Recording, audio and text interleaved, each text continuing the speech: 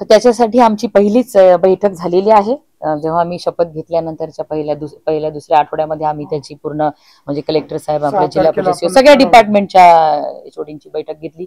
जिल्ह्याचा सगळा काय काय आज स्थितीला आहे, मला पुढे काय करायचंय आणि मला याची जाणीव आहे की जिल्ह्यातल्या सगळ्या जिल्हावासियांना माझ्याकडून खूप अपेक्षा आहेत आणि त्या अपेक्षा पूर्ण करण्यासाठी मी कुठे कमी पडू नये म्हणून पूर्ण आढावा आम्ही घेतलेला आहे। त्या दृष्टीने आमचे काम चालू आहे। आणि दुसरं, ऊर्जा मंत्री म्हणून मी सांगते, राज्यमंत्री म्हणून, की आपल्या राज्याला लाभलेले ऊर्जावान मुख्यमंत्री देवेंद्र फडणवीस साहेबांनी एवढं सुंदर ऊर्जा क्षेत्रातलं आपल्या राज्याचं पूर्ण नियोजन केलेलं आहे की राज्य आपलं भारतातलं पहिलं राज्य असणारे जे 25,000 मेगावॅट हे सोलार ग्रीन एनर्जीवरून आपण तयार करणार आहोत। हे आपल्याला येणाऱ्या दिवसांमध्ये दिसणार आहे। त्यामुळे सगळे जे काही आपल्या कमतरता आहेत जिल्ह्यामध्ये, त्या आता मी मंत्री झाले 1 महिना झाला की सगळ्यात जादूची छड नाही की तुम्हाला 1 महिन्यात काही चेंज दिसेल, पण बऱ्यापैकी सगळ्यांच्या अपेक्षा पूर्ण करण्याचा मी प्रयत्न करेन। तुम्हाला पण मी विनंती करते की जिल्ह्यातले नागरिक म्हणून तुम्ही सुद्धा वेळोवेळी मला